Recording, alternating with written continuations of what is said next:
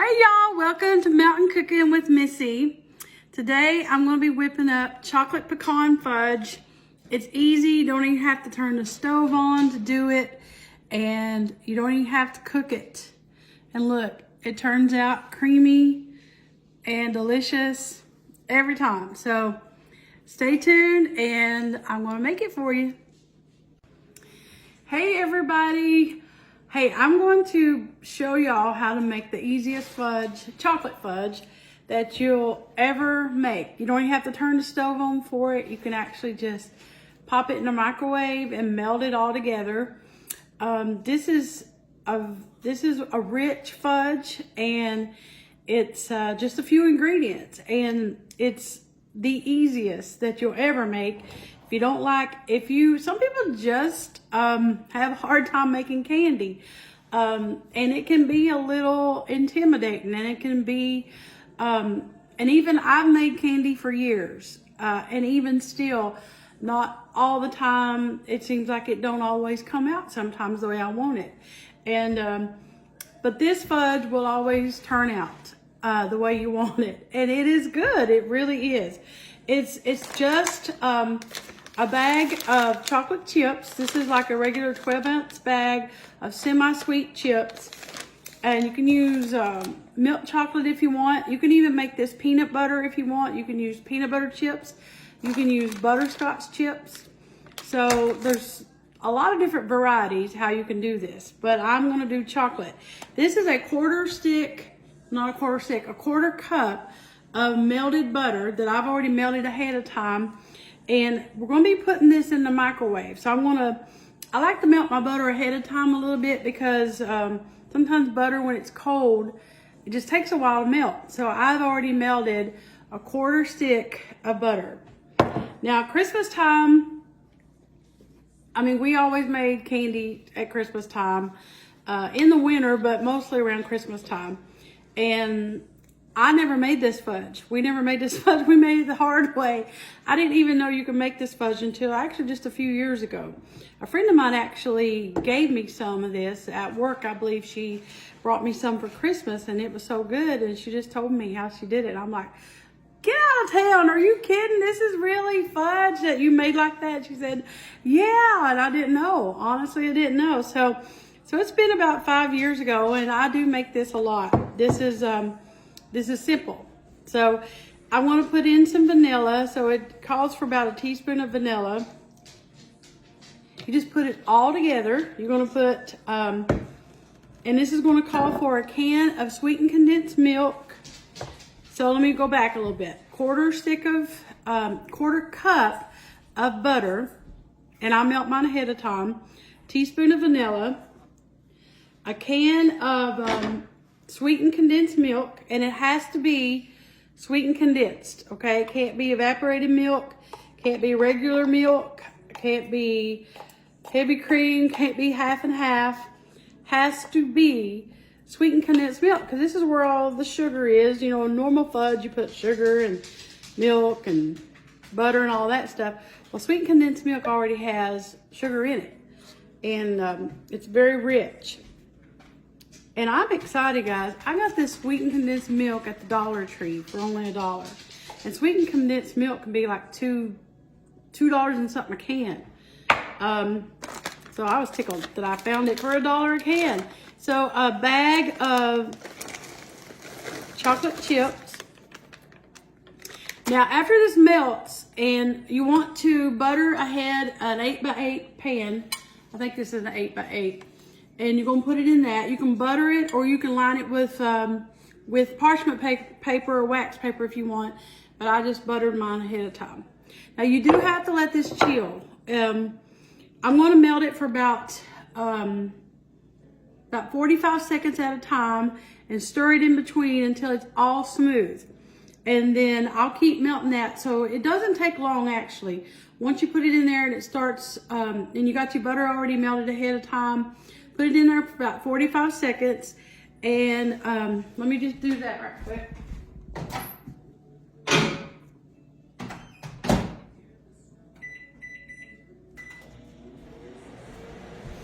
So while that's melting, I am going to tell you, once it gets smooth, I'm going to fold in a cup of pecans in it.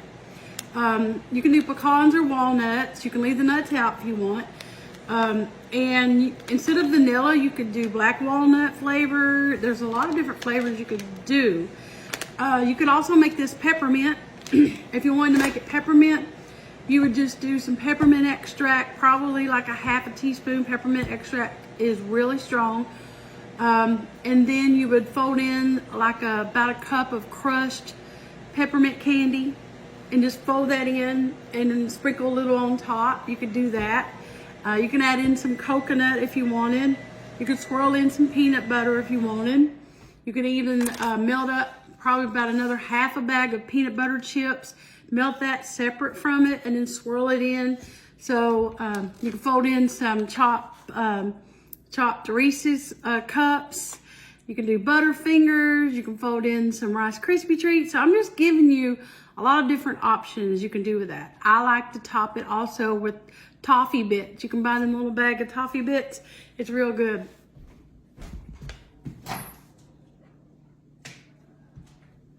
So let me show y'all. So I just start stirring it. It was in there 45 seconds. And it already smells so good. Chocolate smells so good. You can use, now these were semi-sweet chocolate chunks actually. You can do milk chocolate. Now I will tell you, milk chocolate chips, when you're making this kind of fudge, is good. I'd rather have semi-sweet, but let me give you a little tip. I made it one time with milk chocolate chips, and I swirled a little caramel in it, a little bit of caramel topping in it, and I did my pecans, and it's like a turtle fudge. So I just gave you, Kenzie's over here. Can we add peppermint in it? Like do half walnuts, half pecans, half peppermint. Half? Please? I don't know, half of that. If you want to do peppermint, just do all peppermint. Well, like here, I'll crush up one of these, and I'll just sprinkle it on top of my section. Well, if you want to, we'll see. It's so good.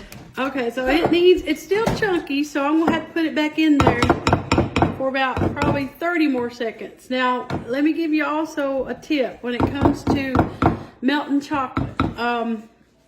Whether you're on the stove top, if you're going to do this on a stove, you need probably like a double broiler, or what they call a bain-marie. Put that in there, baby, for about 30 seconds. Because you don't want it on direct heat. If you burn chocolate, as mommy says, you burn it. The word where I'm from, when you ruin something, it's called burnt. And I live in northern Kentucky now. I've been here 13 years, which is near the Ohio border. And there's a lot of people around this area from down in southeast Kentucky too. But you know, I've worked in I don't know if y'all know, but I used to teach visually impaired children in the school system up here. And I would help teach them Braille and teach children that are visually impaired. There's just a certain way you have to teach them. You know, you got to magnify their work and stuff. But anyway, one day I said something to one of my students about that's burnt, and I didn't catch myself. I wanted to say he did something, and I said, well, you ruined it. I said, you ruined it. And he's like, what, Miss Jones? And I had to explain to him what "burnt" meant. And my student, this student loved how I talked. And he'd say, teach me how to talk hillbilly, Miss Jones. And I didn't get offended by that at all. He loved it when I called taters. And he'd tell me, he'd say window. And I'd say, well, my mommy calls it winder. So anyway, I just want to throw that in. But yeah, if you overheat chocolate, you will burn it or ruin it, as we say down in the mountains. You'll burn it, as my mommy still says that. You just burn it. So let me check on it.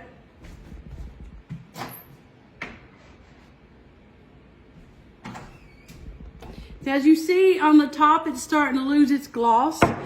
Now, if you were cooking fudge on the stove, and after you cooked fudge, you know when you've got to stir it, you stir it till it loses its gloss.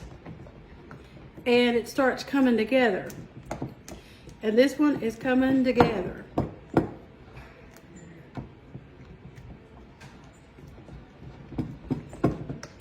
Okay. So it's smooth.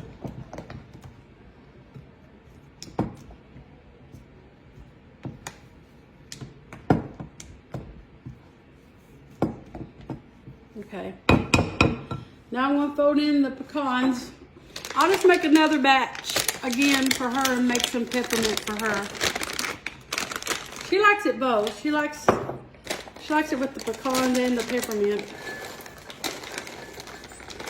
So you're going to fold in, these pecans are roughly chopped, okay? So that's a cup.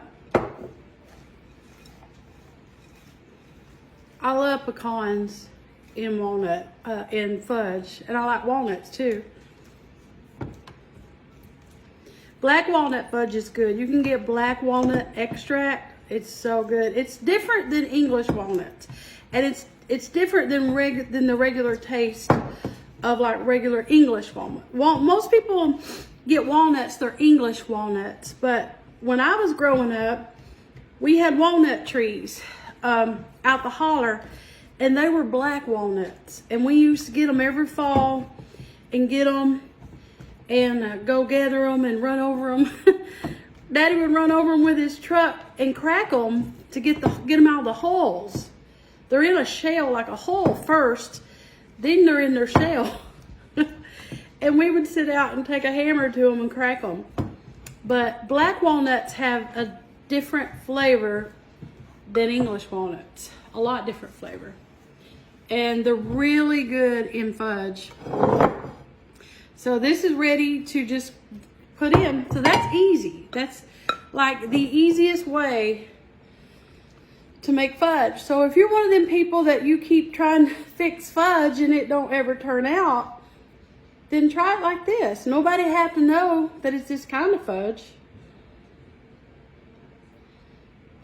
And that way, but it does have to chill, okay? It will, in order for it to set up, so you can cut it, it'll have to chill. You can actually, if you want to, you can put it in the fridge and let it chill quick like that, or just let it set until it's completely cooled at room temperature, then it'll start firming up. So what I do, I just take my little butter knife here and spread it out. It's so pretty and it smells so good. You can do Rocky Road at this point if you want to fold in miniature marshmallows, you could. So when I fix stuff, I like to just tell y'all, just throw ideas, just, give you some different ideas of what, the things you can do with your recipes. You can always take just about any kind of recipe, just about of anything, and switch it up and make something different out of it and like build upon it. So, which is what I do a lot. Okay, then you take some extra pecans. Y'all say pecans or pecans? We say pecans.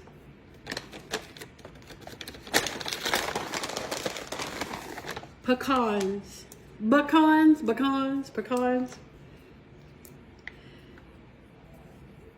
And you just sprinkle these on top.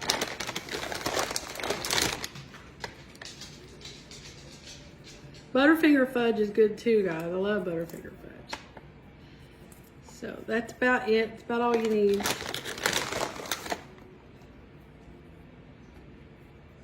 But I will say, let me just recap before I wrap this up. Use good chocolate chips. Now I love Nestle's Toll House chocolate chips. I bake a lot. These are what I buy most of the time.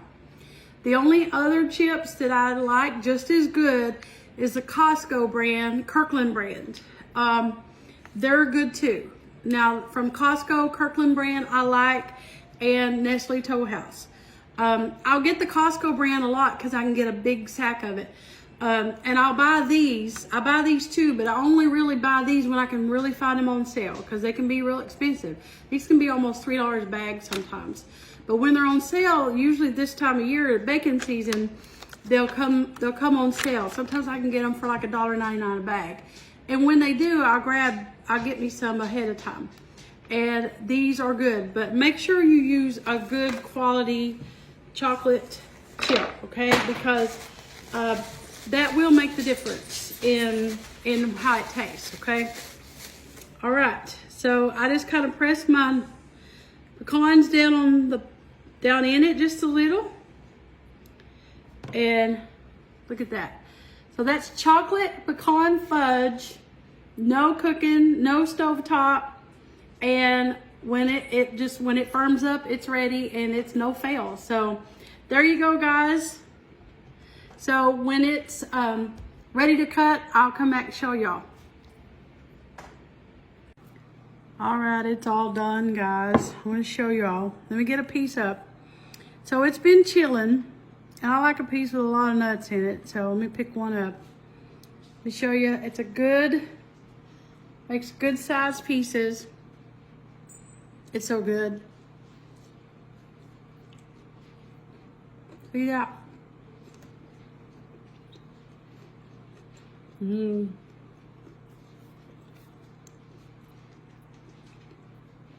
It's really good. If you like fudge, like if you go to Gatlinburg or somewhere like that, you know how that fudge tastes? It's about $10 a pound. That's what it tastes like, okay? And it's good.